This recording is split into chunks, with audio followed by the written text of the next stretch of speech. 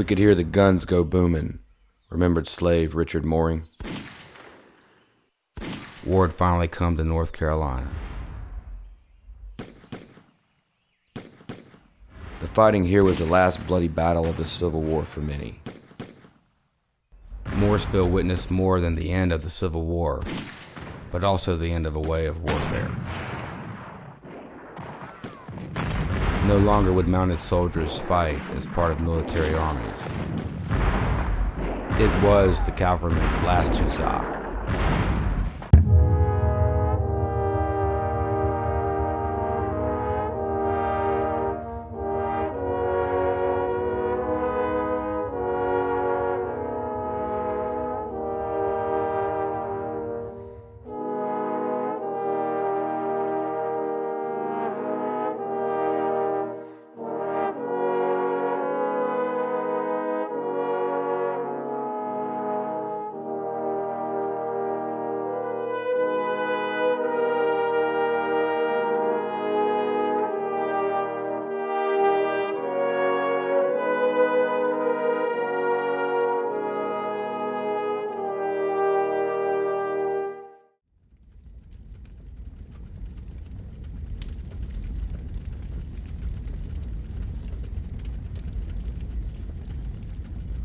The long road that brought the two generals together in Morrisville began as the city of Atlanta burned. Union General William Tecumseh Sherman captured the city in September 1864 and marched his army across Georgia to Savannah, destroying everything in its path. It was a campaign that exposed the Southerners to the hard hand of war in hopes of weakening the Confederacy's will to fight.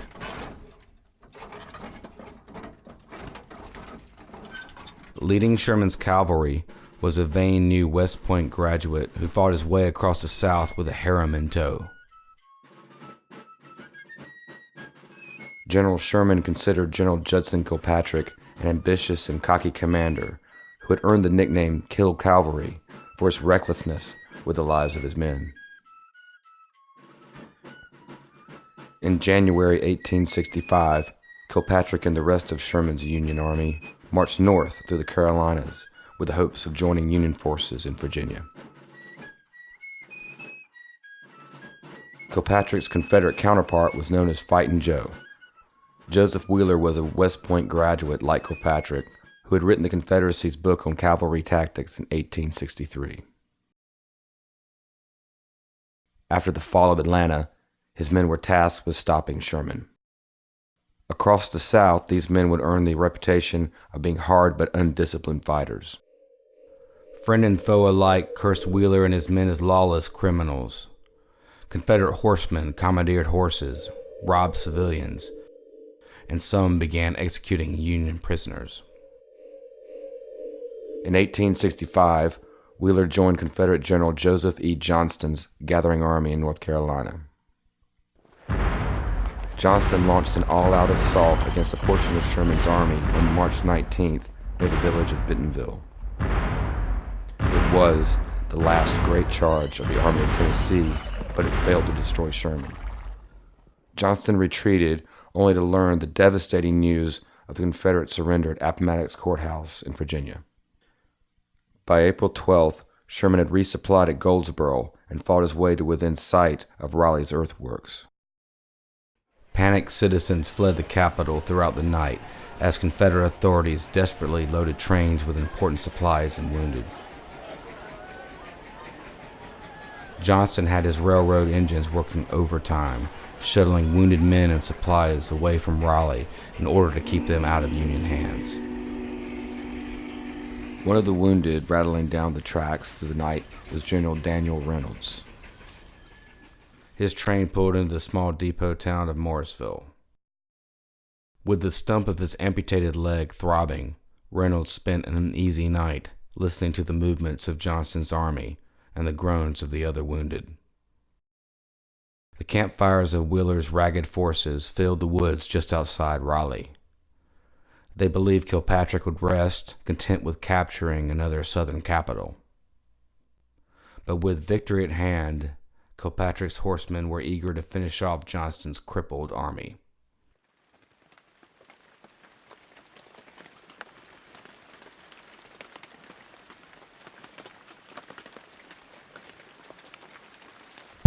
morning dawned wet and gloomy. Kilpatrick's troopers entered Raleigh to the accompaniment of their regimental band. They cut down the Confederate flag flying above the State House and hoisted the Stars and Stripes.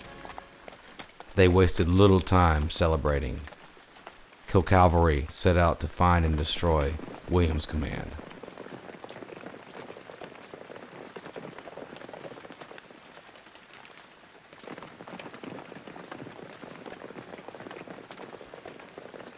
The Federals surprised the rebel force and just sat down to eat breakfast. The Union troopers charged the camp, hacking with sabers and firing pistols. For the next 6 hours, the fighting became a running battle that rolled down the railroad west towards Morrisville.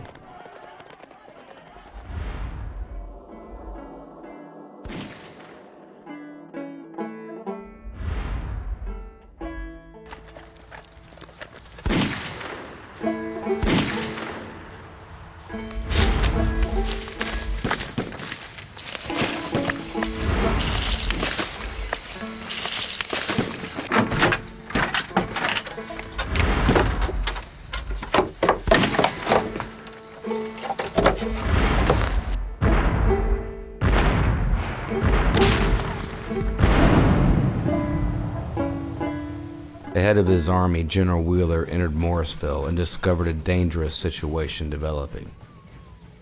In the station, he found a single engine attempting to pull a train full of rations and wounded soldiers up the long slope out of town.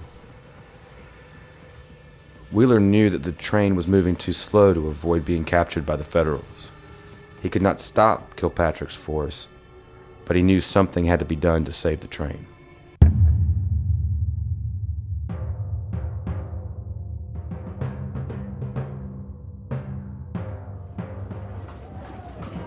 Quickly, Wheeler ordered the men of General William Hume's and General William Allen's divisions to dismount and throw up barricades around the station, hoping to buy time for the train to escape. General Kilpatrick soon reached the heights above Morrisville and saw his chance to put another nail in the Confederacy's coffin. He ordered his artillery to start shelling the town and maneuvered his 1st Brigade into position for a charge. Lieutenant Joseph Kittinger of the 23rd New York Light Artillery remembered the scene. When we reached the brow of the hill overlooking this place, we saw a long, heavy rebel column of cavalry passing through the town and up the opposite heights.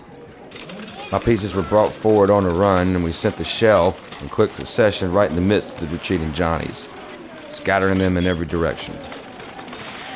Soldiers and townspeople scrambled for cover. Malchus Page and his family hid in the basement of their home, which stood in the thick of the battle. Having hidden their silverware and jewelry, they now prayed to live to reclaim their valuables. Kittinger's rifled cannons sent shell flying through barns, houses, and flesh, but rebel cavalrymen returned the fire, making it hot work for the Union cannoneers. Officers on Reynolds' staff were in the engine with the conductor, motivating him to move the train. Reynolds noted that numerous threats were made to kill the conductor if he allowed them to fall into Federal hands. Kilpatrick ordered the brigade of General Thomas J. Jordan into action. The 2nd and 3rd Kentucky, 9th Pennsylvania, and the 8th Indiana Cavalry were moved into position. When the bugles sounded, they dashed towards the slow-moving train. 2 Confederates of the 4th Tennessee Cavalry, Lieutenants Hugh Preston and Joe Massengale, fell wounded from the saddle, shouting at their men to concentrate fire on the quickly advancing Federals. The Confederates now concentrated their fire on the quickly advancing Federals. The blue troopers thundered over the ground and closed to within 150 yards, before withering enemy fire convinced them they didn't want to add to Kilpatrick's reckless reputation. Wheeler knew he could not defend the train for much longer and made a critical decision. He ordered the train lightened by uncoupling the supply cars, leaving the cars of wounded to escape. The black engine now pulled up the slope toward Durham Station, and the Confederate cavalry retreated. The prize had slipped out of Kilpatrick's hands. Wheeler had saved his men, but lost the vital supplies Johnston's army needed to survive. Kilpatrick stormed into town and ordered pursuit. With the sound of battle raging to the west of Morrisville, he sat down to send Sherman a dispatch describing the day's fighting. Kilpatrick's inflated ego caused him to boast that the Confederates were totally demoralized, but that he had fought over nearly every foot of ground from Raleigh to this point. Kilpatrick's men informed captured Confederates of Lee's surrender in Virginia. The prisoners confessed that after the hard fighting that morning, they thought that there was something the matter. Attesting to the ferocity of the day's fighting, Kittinger recorded in his diary that his 2 guns fired at least 88 rounds of percussion and case shot.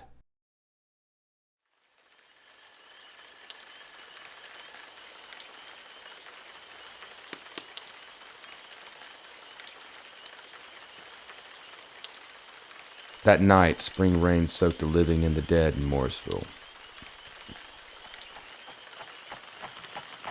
A Confederate courier approached the Federal camp in Morrisville.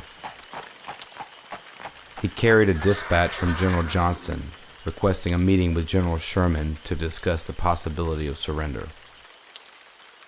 Sherman agreed to armistice.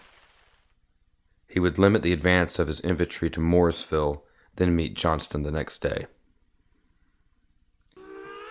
Sherman boarded a train in Raleigh for his encounter with his old adversary. Before leaving the station, he received a disturbing telegram. He stopped his train in Morrisville and ordered his commanders to wait for his return. After meeting Johnston, Sherman again stopped in Morrisville, where he revealed the shocking news of President Lincoln's assassination. Lincoln's death pierced the heart of the nation. Union soldiers in Morrisville were stunned by the worst news of the long war.